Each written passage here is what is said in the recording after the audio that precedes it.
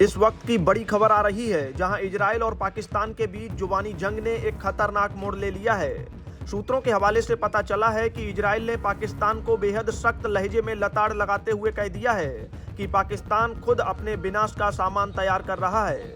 यह सारा बवाल तब शुरू हुआ जब पाकिस्तान के रक्षा मंत्री ने एक ऐसा बयान दिया जिसे इजराइल ने बिल्कुल भी बर्दाश्त करने लायक नहीं माना है। इजराइल की तरफ से साफ शब्दों में पलटवार आया है कि पाकिस्तान के मंत्री का यह बयान निंदनीय है और इसे किसी भी कीमत पर स्वीकार नहीं किया जाएगा।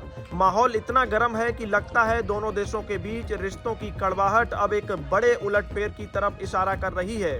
लेकिन कहानी सिर्फ यहीं खत्म नहीं होती, क्योंकि दुनिया के दूसरे कोने में एक और बड़ा खेल शुरू हो चुका है। बात अमेरिकी राष्ट्रपति डोनाल्ड ट्रंप की हो रही है, जिनकी काम करने की शैली बिल्कुल किसी सौदेबाजी जैसी है।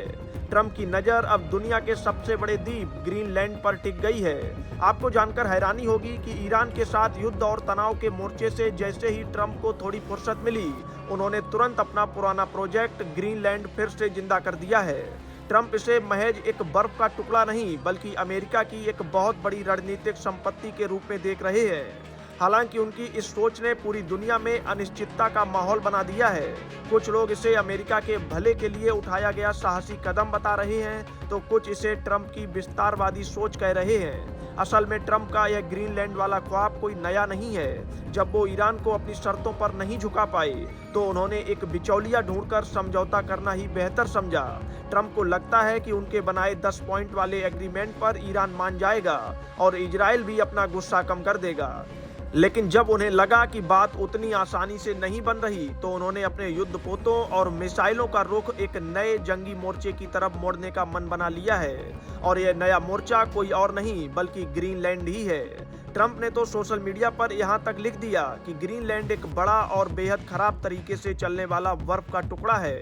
उन्होंने नाटो यानी उन देशों के समूह पर भी गुस्सा निकाला जो अमेरिका के साथ खड़े रहते हैं। ट्रंप का कहना है कि जब अमेरिका को जरूरत थी तब नाटो कहीं नजर नहीं आया और आगे भी उससे कोई उम्मीद नहीं है। हाल ही में नाटो के सेक्रेटरी जनरल मार्क रुट के साथ हुई मीटिंग में भी ट्रंप ने अपनी नाराजगी साफ जाहिर कर दी और इशारों में अपना ग्रीनलैंड वाला प्लान उनके सामने रख दिया।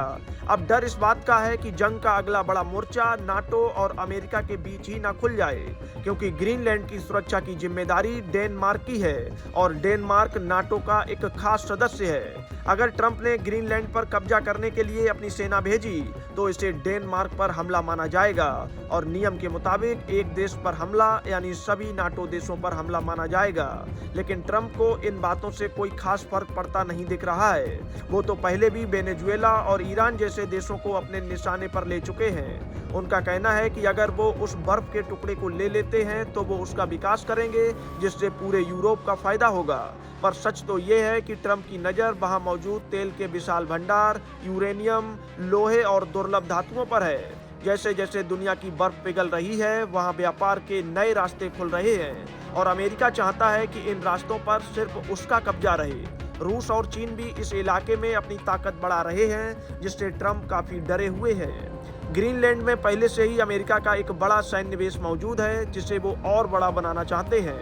दूसरी तरफ ग्रीनलैंड के आम लोग भी बड़ी मुसीबत में फंसे हैं। वो डेनमार्क से तो आज़ादी चाहते हैं, लेकिन उन्हें इस बात का भी डर है कि कहीं डेनमार्क के चंगुल से छूटकर वो ट्रंप के इस विस्तारवादी पिंजरे में न फंस जाएं।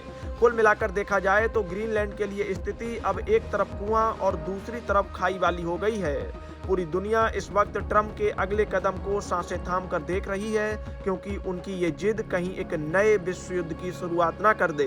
यह खबर इस वक्त सोशल मीडिया से लेकर हर बड़े देश के गलियारों में सनसनी मचा रही है।